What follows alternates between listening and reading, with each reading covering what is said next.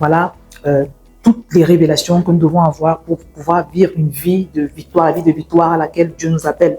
Les fois précédentes, on a abordé les aspects de notre identité, vraiment, qui sont très importants, à savoir que Dieu a fait de toi et de moi des nouvelles créations. On a dit que quel que soit ce que tu as été dans ton passé, ce que tu as fait, étant donné que Dieu a détruit l'ancienne personne que tu étais avant de venir à Jésus, tu ne peux plus t'identifier à ton passé, quelles que soient tes erreurs. Et on a également vu comment Dieu nous a aimés. Il nous a aimés en particulier. C'est pourquoi la Bible nous dit que nous sommes des races et lui, il nous a sélectionnés dans le lot. Donc Dieu t'a choisi pour que tu sois en Christ comme tu l'es aujourd'hui. C'est parce que Dieu t'a choisi parmi un lot de personnes. Et enfin, la fois passée, on a vu que Dieu également nous a adoptés. Nous sommes devenus enfants de Dieu. Nous avons changé de lignée, nous avons changé de filiation, nous avons changé d'arbre généalogique. Voilà. Et c'est vraiment extraordinaire. Donc aujourd'hui, on va voir encore quelque chose extraordinaire qui est advenu dans ta vie et dans ma vie, une fois que nous avons donné nos cœurs au Seigneur Jésus. Et la chose magnifique, c'est que Dieu est venu habiter en toi et en moi par le Saint-Esprit. Oui, mon frère, oui, ma sœur, le jour où tu as donné ton cœur au Seigneur Jésus, tu es devenu le palais de Dieu. Et c'est quelque chose de fantastique, de formidable, parce que c'est une réalité qui a tellement transformé ma vie que j'ai créé une chaîne à côté de celle-ci, qui s'intitule Ma vie avec le Saint-Esprit, où je partage mes expériences avec Dieu qui habite en moi, qui m'accompagne quotidiennement chaque jour. Voilà, donc je t'encourage vivement à t'abonner. Je vais te mettre le lien en bas de ma chaîne, Ma vie avec le Saint-Esprit. Vraiment, tu vas comprendre ce que c'est quand la Bible te dit que Dieu habite en toi par le Saint-Esprit, parce que c'est possible de matérialiser cette présence-là. Voilà, donc ça fait toute une différence. Et je peux déjà te dire que si tu n'as pas de relation, une relation concrète, palpable avec le Saint-Esprit, tu es en train de passer à côté de ta vraie vie et c'est vraiment dommage. Tu peux retrouver toutes les vidéos de la série dans un lien que je vais te mettre toujours en bas de cette vidéo. Alors, je me rappelle qu'un jour, j'ai déjà partagé ce témoignage 10 000 fois, alors que j'étais désespérée, je ne savais plus quoi faire, j'étais en train d'essayer d'obtenir mon permis de conduire. Je vous partage cette expérience parce que c'est là où vraiment ma relation avec le Saint-Esprit a commencé. J'avais du mal, ça faisait 5 ans que j'essayais d'avoir mon permis sans succès. Et j'étais vraiment désespérée. Donc, un matin, je me réveille, j'avais cours de conduite à 7 heures et j'étais découragée en avance parce que les cours de conduite se passaient très mal. Le moniteur était toujours fâché contre moi, il me criait dessus et tout. Et ce matin-là, je prie et j'entends le Saint-Esprit qui me dit « Josiane, si seulement tu pouvais matérialiser la présence de Dieu en toi, ce serait le début de grandes choses. » Le Seigneur me dit aussi, il me dit « De quoi as-tu peur? Ne sais-tu pas que je suis là ?»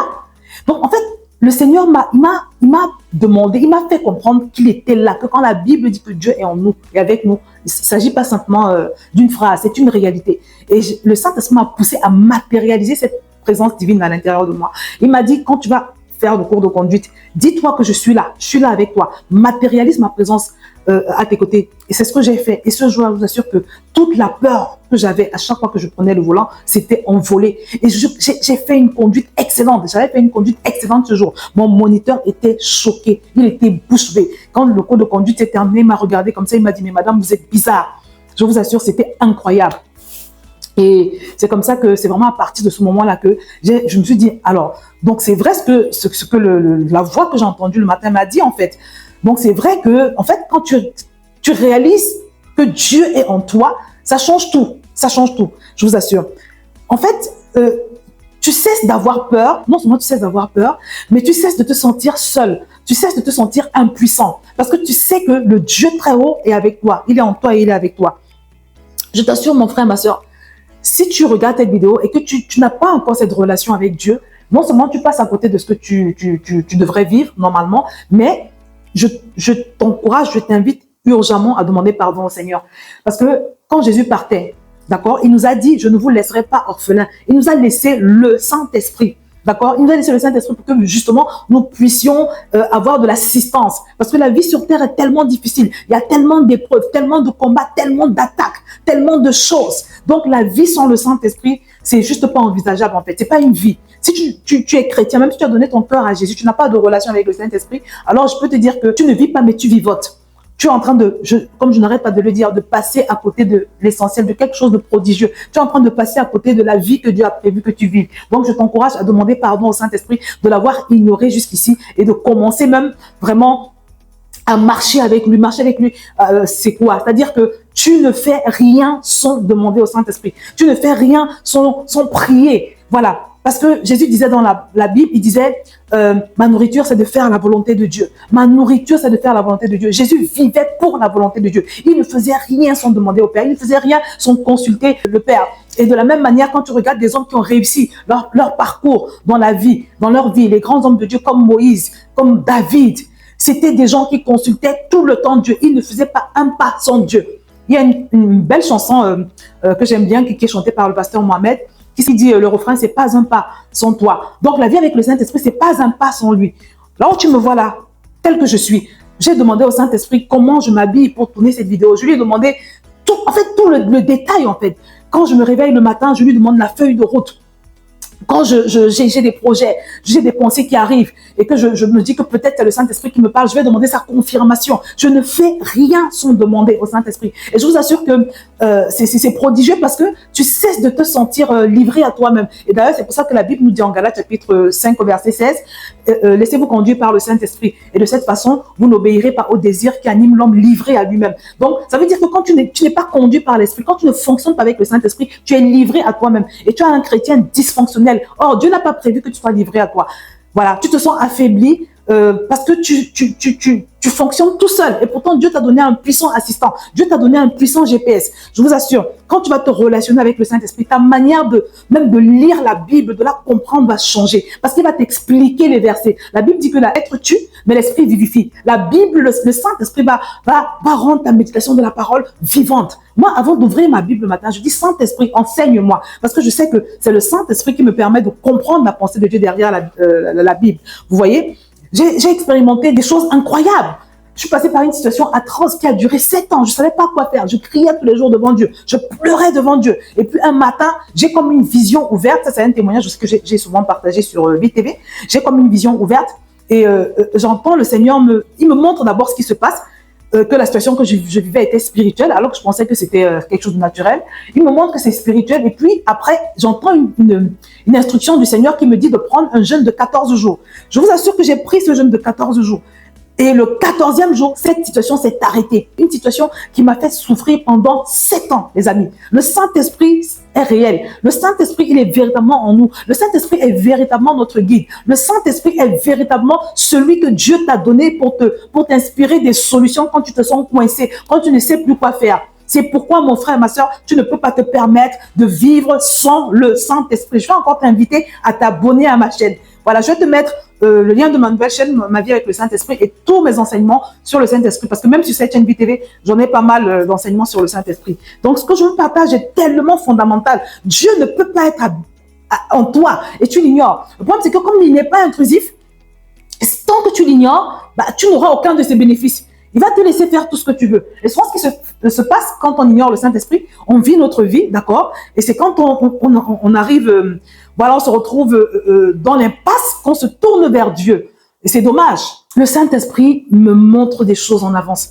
La Bible dit que Dieu parle tantôt d'une manière, tantôt d'une autre. Il parle par des songes, par des visions. Le Seigneur, je ne peux pas compter le nombre de fois où le Seigneur m'a montré des choses en songe. Dieu est réel, je vous assure. Où il m'a montré des choses en avance. Une situation, par exemple, que mon fils traversait.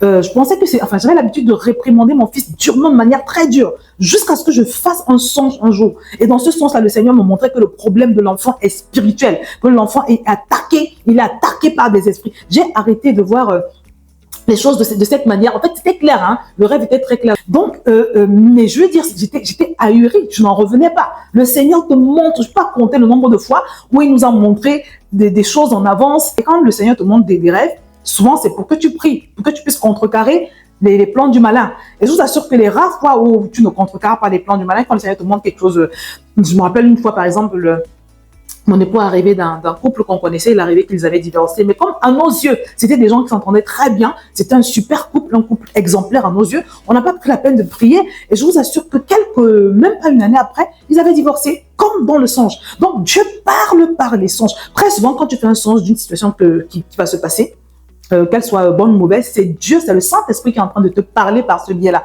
Mais il faut savoir distinguer la voix du Seigneur, la voix du Saint-Esprit. Voilà. Donc, c'est quelque chose de tellement important. Tu peux pas ignorer ce fait parce qu'une fois encore, c'est quelque chose qui va te chambouler ta vie. C'est quelque chose qui va te révolutionner ta vie. C'est quelque chose qui va donner un sens à ta vie. C'est quelque chose de prodigieux. C'est quelque chose de glorieux. Le Saint-Esprit est notre assistant, il est notre aide, il est notre inspirateur, c'est lui qui nous inspire des solutions. Il est également notre GPS. Quand tu ne sais pas où aller, tu ne sais pas quel choix effectuer, tu ne sais pas quelle décision prendre, tu peux l'interroger. Voilà, quelqu'un m'a demandé, mais comment est-ce que je fais pour savoir comment Dieu parle? J'en ai déjà beaucoup parlé, j'ai déjà beaucoup évoqué ce sujet sur cette chaîne. Je vais mettre mon article qui parle de comment est-ce que Dieu parle. Dieu parle par la Bible. À chaque fois que tu lis la Bible et que tu sens qu'il y a un verset qui s'accroche à ton cœur, voilà, probablement le Seigneur est en train de te parler. Il parle par témoignage intérieur. Des fois, tu veux poser une action et tu sens que tu es mal à l'aise, tu es gêné. Souvent, quand c'est comme ça, marque une pause et repris encore, comme j'ai l'habitude de le dire. Dieu parle par toutes sortes de biais. Cet enseignement que tu reçois de ma part, c'est Dieu qui est en train de te parler. Quand ton pasteur prêche, des fois, ton enfant peut venir te dire une chose, il te sort une phrase qui te secoue. Dieu est en train de te parler. Il peut te parler par un panneau publicitaire. Il parle vraiment par toutes sortes de biais. Parfois, tu regardes une émission à la télévision et puis, il y a quelque chose qui va te marquer. Le Seigneur est en train de te parler. Vous voyez, mais il faut savoir, dans tous les cas, distinguer ces modes d'expression. Voilà, c'est tellement important. D'ici 2 semaines, nous allons organiser un challenge dans le groupe WhatsApp de ma formation. C'est un challenge qui rentre dans le cadre de la formation parce que la formation, elle est vraiment très dense. Et le challenge fait donc partie d'un module de la formation. Mais même les personnes qui ne sont pas dans la formation peuvent y participer. Si tu as acheté le livre, par exemple, tu as le droit de participer gratuitement à cette formation. Mon livre, 21 jours pour apprendre à marcher avec Dieu par le Saint-Esprit. Il suffit de nous écrire à l'adresse que je vais te mettre voilà, en bas. Et tu pourras participer gratuitement. Voilà, mais ça change la vie, ça transforme. Je vous ai dit que j'étais timide, peureuse, j'arrivais à rien faire. Mais le Saint-Esprit m'a rempli d'assurance. Voilà, parce que à mesure que tu te relationnes avec lui, il te communique ses vertus. Il va faire de toi quelqu'un de patient, parce que le fruit de l'esprit, c'est quoi? C'est la paix, la joie, l'amour, la douceur. Toutes ces choses vont te remplir progressivement. Voilà, et l'une de ces caractéristiques également, c'est la puissance. L'esprit de Dieu, c'est un esprit de puissance. Donc, tu vas te remplir d'assurance, tu vas commencer à faire des choses que tu ne pouvais même pas imaginer avant. Donc, vraiment, mon frère, ma soeur, je te recommande de te relationner avec le Saint-Esprit et ça commence par arrêter de l'ignorer. Arrêtez de l'ignorer avant d'entreprendre quoi que ce soit, les grandes comme les petites choses. Toujours demander au Saint-Esprit, Seigneur, est-ce que je le fais? Tout à l'heure, je suis sortie, quand je suis sur le quai de la gare, parce que je devais aller sur Paris, sur le quai de la gare, quand le train vient, quand le train arrive, je vais demander, Saint-Esprit, je vais dans quelle rame? Je suis toujours en train d'interroger le Saint-Esprit. Vous savez, des fois, vous entendez que oui, dans telle rame, il y a eu tel problème, il y a eu des agressions, il y a un homme qui est rentré avec un couteau. Et ça s'est passé sur ma ligne de RER, justement. Quelqu'un qui est rentré avec une hache et qui a commencé à... Voilà, je crois qu'il a tué une personne, ou bien il a tranché un membre. Bref, il y a tellement de choses qui peuvent se passer. Donc, dans cette vie, si tu ne marches pas par l'Esprit, tu es en danger, les amis, tu es en danger. Donc, tout ça, tu dois toujours demander au Seigneur, est-ce que j'y vais? Et quand tu arrives à l'endroit, je vais où exactement? Même quand tu vas dans un endroit où il y a beaucoup de personnes, je m'assois où? Saint-Esprit. Et tu vas sentir comment le Saint-Esprit te pousse, il te guide. Il est notre aide. C'est le genre de choses que je partage régulièrement sur ma chaîne, mon autre chaîne, Ma vie avec le Saint-Esprit. Et une fois encore, je t'encourage vraiment à t'y connecter. Donc, mon frère, ma soeur, il s'est passé quelque chose de glorieux à ta naissance. Dieu est venu habiter en toi. Tu transportes la gloire de Dieu. Tu es devenu le palais de Dieu. Le GPS divin est venu s'installer en toi. Il est à ta disposition et tu dois en disposer, tu dois pouvoir en profiter. Voilà, parce que c'est Dieu également qui te conduit vers les plans de paix et de bonheur de Dieu. La Bible dit que Dieu a pour nous des plans de paix et de bonheur. Mais si tu n'as pas le GPS du Saint-Esprit, comment tu fais pour atteindre ces plans de paix et de bonheur? Puisque tu es livré à toi-même, tu marches par la chair. Si tu ne marches pas par l'Esprit, ça veut dire que tu marches par la chair. Donc, tu ne peux pas continuer à vivre comme ça, mon frère, ma soeur. Donc, comme je te l'ai dit, connecte-toi à ma chaîne, Ma vie avec le Saint-Esprit. C'est complètement gratuit. Je partage mes expériences parce que j'aime Dieu. Et je ne supporte pas l'idée de savoir qu'il y a des gens qui sont dans l'ignorance de ces choses. Parce que moi, quand je ne savais pas ça, j'étais très mal. Je vous ai dit que j'ai mis 5 ans rien que pour avoir un permis de conduire. Est-ce que c'est normal ça? Non, non. Et j'étais bloquée à beaucoup d'autres égards. Il n'y a pas que le permis. J'étais bloquée à beaucoup d'autres égards. Voilà. Donc, mon frère, ma soeur, tu sais maintenant que tu dois cesser d'ignorer le Saint-Esprit parce que c'est le guide, le consolateur, la force, le soutien, le réconfort que Dieu t'a donné à toi et à moi. Voilà, c'est ce que je voulais partager avec toi aujourd'hui. Ça également, c'est un aspect de ton identité. Tu es le palais de Dieu, tu es le temple de la gloire de Dieu, tu es le temple du Saint-Esprit. Voilà, donc je t'encourage vivement à partager cette vidéo, à la liker d'abord, bien évidemment. Si elle t'a fait du bien, partage-la, parce que la plupart des chrétiens que je connais ne marchent pas avec le Saint-Esprit et pensent que ce n'est pas grave. Bien évidemment, si tu n'es pas encore abonné, abonne-toi. Si tu n'as pas encore fait la paix avec le Seigneur Jésus, je t'invite également à cliquer sur le lien que je vais te mettre en bas, parce que pour pouvoir avoir le Saint-Esprit, il faut commencer par faire la paix avec Dieu. Ça, c'est le début en fait. Fais simplement la prière que je vais te mettre dans le lien, dans l'article. Fais-la sincèrement et toi également, tu vas devenir une nouvelle création. Tu vas pouvoir bénéficier de tous les avantages dont jouissent les enfants de Dieu. Donc voilà, je vais m'arrêter là pour aujourd'hui et je te dis à très bientôt sur cette chaîne. Que le Seigneur te bénisse.